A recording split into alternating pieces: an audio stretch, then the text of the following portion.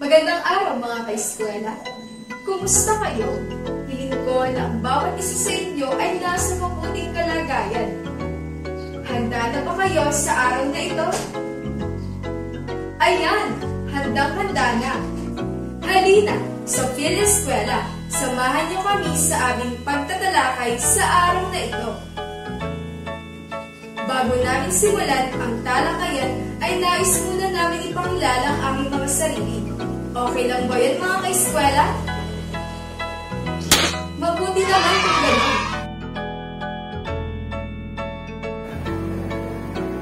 Hello mga ka-eskwela! Ako si Binibining Tatiana. Ako si Ginoong Rad. Ako nga pala si Ginoong Jack. Kumusta mga ka-eskwela? Ako si Binibining Glyza. Hello! Ako si Binibining Jenny. Ako naman si Binibining Hazel. Hello! Ako naman si Binibining Thea. Hello mga ka-eskwela, natatandaan niyo pa ba kung ano ang pang-uri? Ha? Pang-uri? Oops, mukhang limot yun na ah. Gusto niyo bang matuto kung ano nga bang pang-uri? Tara, samahan niyo kami sa aming pagtatalakay kung ano nga ba ang pang-uri. Mga ka-eskwela, nahilig ba kayo sa musika? O marunong ba kayong kumanta? Ayan, mahusay! Mayroon kaming inihandang munting awitin para sa inyo. Tara, samahan niyo ako.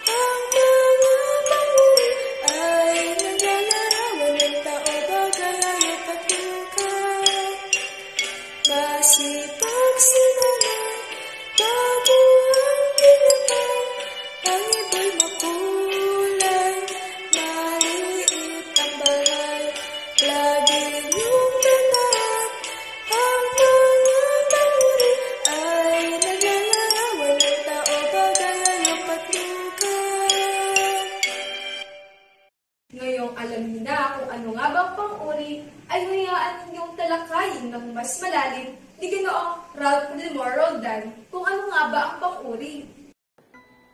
Magandang araw mga ka-eskwela. Ako si Ginoong Rad. Ngayon ay ating pag-aaralan ang pang-uri. Ano nga ba ang pang-uri? Ang pang-uri o adjective sa Ingles ay isang bahagi ng pananalita na nagbibigay kahulugan o turing sa ngalan ng bagay, tao, hayop, lugar, pangyayari, at marami pang iba. Ang pang-uri ay kadalasan ginagamit para bigyan linaw ang isang uri ng pangalan o panghalip. Gaya ng, ang pang-uri ng pangalang kulay ay pula. Ang pang-uri naman ng pangalang bilang ay anim. Ang pang-uri naman ng pangalang hugis ay bilog. Narito naman ang mga halimbawa ng pang-uri na naglalarawan ng isang panghalip. Ang pang-uri ng panghalip na tayo ay mabait. Ang pang-uri ng panghalip na sila ay masipag. Ang pang-uri ng panghalip na siya ay matalino. Hindi lang yan mga ka-eskwela, mayroon rin 3 uri ng pang-uri. Ito ay ang pang-uring panlarawan, pantangi at pamilang. Meron din namang kantasan ng pang-uri. ito ay may tatlong antas o kaantasan. Ito ay ang lantay, pahambing at pasukdo. Mayroong pangyarian ng panguri. Ito ay may 4 na kayarian ng panguri. Ang payak, may lapi, inuulit at tambalan. Ang mga uri ng panguri, kaantasan ng panguri at kayarian ng panguri ay ating tatalakayin at mas bibigyan kahulugan at halimbawa ng iba pa nating kasamahan. Hanggang dito na lang muna. Paalam! Magandang araw mga ka-eskwela. Ako nga pala si Ginoong Jeff. Alam niyo ba na ang panguri ay may nagpanguri? At ano nga ba ang mga ito? Samahan niyo akong talakayin kung ano-ano ang mga panguri. Una ay ang panguring panlarawan. Ang panguring panlarawan ay ang panguring naglalarawan sa mga kulay, hugis, laki, ugali, at iba pang katangian ng panghalip. Halimbawa, mabilis magsayaw si Roldan. Ano ang panguring ginamit? Tama! Ang salitang mabilis ay naglalarawan sa pangalang Ralph. Ang isa pang halimbawa ay ako ay matalino. Ang panguring ginamit ay matalino na naglalarawan sa salitang ako ay isang halimbawa ng panghalip. Ulitin natin mga ka-eskwela. Ang panguring panlarawan ay ang panguring naglalarawan sa katangian ng pangalan at panghalip. Nakuha niyo ba mga ka-eskwela? Ngayon naman ay dumakot tayo sa ikalawa. Ano nga ba ang mga ito? Ito ay ang panguring pantangi. Ang panguring pantangi ay binubuo ng pangalang pambalana at pangalang pantangi. Ang pangalang pantangi ay naglalarawan o tumutukoy sa partikular na uri ng pangalang pambalanang nababanggit sa pangungusap. Tandaan! Ang pangalang pambalana ay nagsisimula sa maliit na titik, samantalang ang pangalang pantangi ay nagsisimula sa malaking titik. Ito ay binubuo ng pangalang pambalana at pangalang pantangi. Halimbawa, kulturang Ilocano. Ang salitang kultura ay isang halimbawa ng pangalang pambalana. At isang salitang Ilocano ay halimbawa ng pangalang pantangi na tumutukoy sa partikular na uri ng kulturang pinag-uusapan. Ang isa pang halimbawa ay pansit lukban. May napansin ba kayo mga ka-eskwela? Magaling! Ang napapansin ninyo ay ang salitang pambalana ay nauuna bago ang salitang pantangi. Dumako naman tayo sa panghuli mga ka-eskwela at ito ay ang panguring pangumila. Dumako naman tayo sa panghuli mga ka-eskwela at ito ay ang panguring pamilang. Nagpapakita ito ng bilang ng pangalan o panghalip. Pamilang na panunuran o ordinal. Ginagamit sa pagpapahayag ng pagkasunod-sunod ng tao, bagay, hayop, lugar at gawain. May panlibing itong o pang. Halimbawa, ikalima si Tatiana sa magkakapatid. Ang salitang ikalima ay isang halimbawa ng panguring pamilang. Nauunawaan niyo ba mga ka-eskwela? Salamat sa pakikinig. Muli, paalam! Magandang araw mga ka-eskwela. Alam niyo ba na mayroong 4 na kayarian ang panguri? Una, mayroon tayong tinatawag na payak. Ito ay ang mga likas na salita at walang panlapi. Tinatawag din ito minsang salitang ugat. Halimbawa, hinog ang mangga na dala ni Maria. Ang payak sa pangungusap ay ang salitang hinog. Pangalawang halimbawa, kulot ang buhok niya tulad ng kanyang ina. Ang payak sa pangungusap ay ang salitang kulot. Pangalawa ay ang tinatawag nating may lapi. Ito ay mga panguri na binubuo ng mga salitang ugat at mga panglapi tulad ng ka, ma, main, mahin, in, hin, mala, kasing, kasim, kasim, sing, sim, sin, at kay. Halimbawa, masayahin na bata si Joseph at ang mga kaibigan niya. Ang salitang salitang may lapis sa pangungusap ay ang salitang masayahin.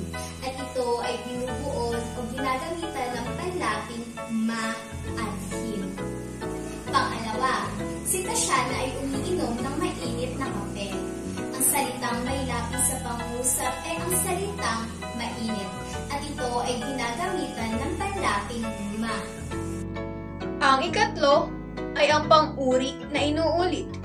Ito ay ang mga pang-uring inuulit ang buong salita o dalawang unang pantig ng salitang ugat.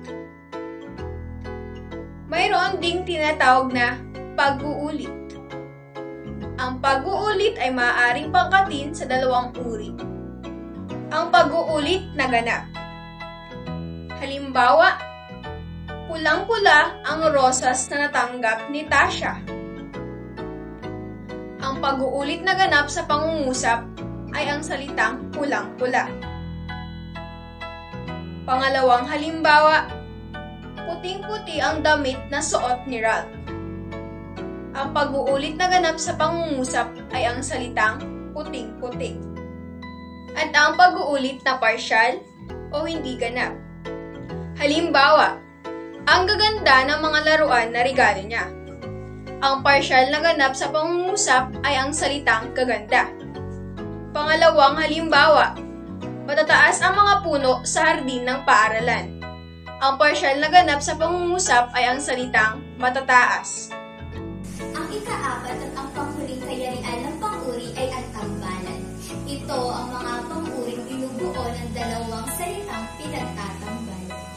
Halimbawa, pusong mamon si Maria Glyza kaya madali siyang magpatawad. Ang salitang tambalan sa pangungusap ay ang salitang pusong mamon. Ikalawa, darating na sa isang araw ang pinsan ni Jen na balikbayan. Ang salitang tambalan sa pangungusap ay ang salitang balikbayan. Ngayong may kaalaman na kayo sa tatlong uri ng pang-uri, ay dumako naman tayo sa kaantasan ng pang-uri na tatalakayin ni Binibining Hazel at Binibining Thea. Handa na ba kayo mga kaeskwela? Ayan, mabuti naman kung ganun. Kaya naman, simulan na natin! Ngayon na alam niyo na kung ano ang ibig sabihin ng pang-uri, dalawang uri, at ang kayarian nito ay dumako naman tayo sa tatlong kaantasan ng pang-uri. Kaya naman halina at sama-sama nating alamin kung ano-ano ang mga ito. Una ay ang lantay kung saan ito ay ang payak na salita o ang pinakasimpleng paraan ng paglalarawan. Sa kaantasang ito ay walang kahit na anong nagaganap na paghahamping. Ang mga salita ay madalas na kinakabitan ng unlaping ma. Halimbawa, sikat ay matangkad. Ang puno ay mataas. Mabilis siyang maglakad. Ang salitang matangkad, mataas at mabilis ay ang halimbawa ng isang lantay na pang-uri na walang paghahambing na nangyayari sa ibang bagay.